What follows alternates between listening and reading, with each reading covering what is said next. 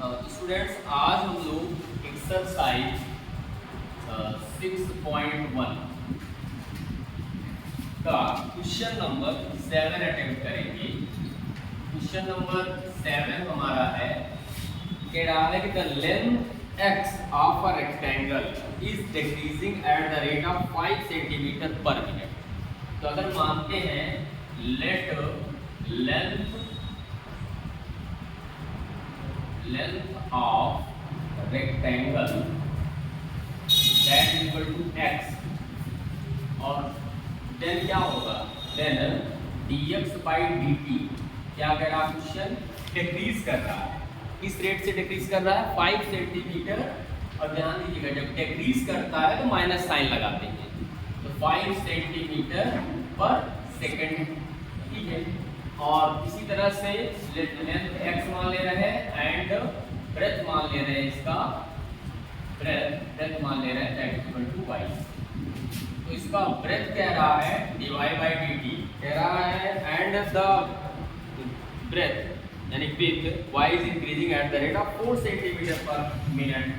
तो ये हो जाएगा आपका पर मिनट की बात करता है, पर मिनट है, ये 4 सेंटीमीटर पर मिनट हो गया, ठीक है। आगे फिर कह रहा है तो इसकी फिर कह रहा है when x is equal to 8 centimetre and y is equal to 6 centimetre find the rate of change of the perimeter and the area of the rectangle. तो सबसे पहले ये वाला पार्ट हम करते हैं, perimeter of rectangle, perimeter of rectangle. तो आपको पता है रेक्टेंगल का पेरीमीटर क्या होता है, 2 into length plus breadth, 2 into length plus breadth, ठीक है।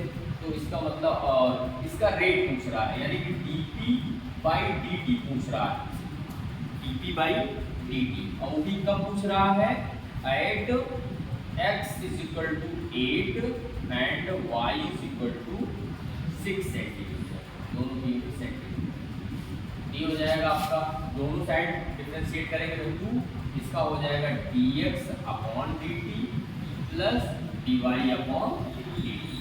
अब यहाँ पर हम वैल्यू पुट करेंगे तो dx अपॉन dt क्या है, -5, ठीक है।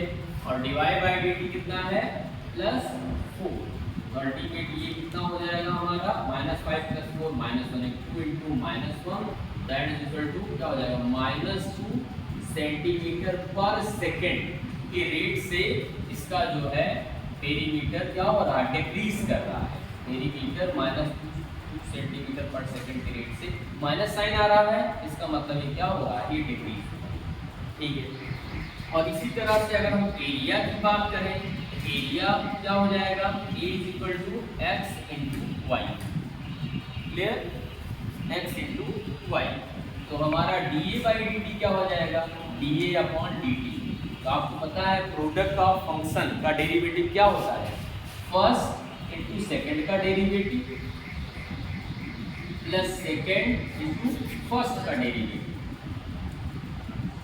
तो हमको dA बाई dt निकालना है, dA by dt at x दिया है 8 और y दिया है आपका 6, ठीक है। चलिए इसको अगले स्टेप पे हम सॉल्व करते हैं, स्पेस कम है। इस तरह से स्टूडेंट्स यहाँ पर हमने देखा कि लेंथ हमने x मान लिया, ब्रेथ हमने y मान लिया। क्वेश्चन में कह रहा है कि जो आपका लेंथ है वो डिक्रीज कर रहा है, इसलिए -5 सेंटीमीटर पर मिनट हो गया, और जो ब्रेथ है वो इंक्रीज कर रहा है यानी कि +4 सेंटीमीटर पर मिनट हो जाएगा। पेरीमीटर क्या होता है, 2 लेंथ प्लस ब्रेथ। तो यहाँ dp बाई dt दोनों मान लीजिए, पेरीमीटर हमारा ये 50 मान लेते हैं। तो अगर हम डिफरेंशिएट करेंगे तो 2 dx by dt dy by dt, यहाँ पर हमने वैल्यू पुट कर दिया। अल्टीमेट हमारा क्या आया, इसका जो पेरीमीटर है वो 2 सेंटीमीटर पर सेकंड के रेट से डिक्रीज कर रहा है, क्योंकि माइनस साइन ये शो करता है, ठीक है। अब हम लोग एरिया फाइंड करेंगे कि एरिया पर क्या असर पड़ता है। अगर इसका लेंथ और ब्रेथ इसका चेंज हो रहा है तो एरिया पर क्या असर पड़ेगा। तो हमारा डी वाला ऑप्शन, तो dA बाई dt की value 8 x is equal to 8 and y is equal to 6। क्या होगा x इंटू x की वैल्यू क्या है 8 इंटू डिवाइड बाई dt, तो डिवाइड बाई dt की वैल्यू कितनी है 4 हो गया, प्लस y की वैल्यू क्या है 6 इंटू dx अपॉन dt, और dx अपॉन dt की वैल्यू कितना है -5, ये हो जाएगा कितना 8 4 जा 32 और 6 5 जा 30, ये हो जाएगा 2 सेंटीमीटर का स्क्वायर पर मिनट पर।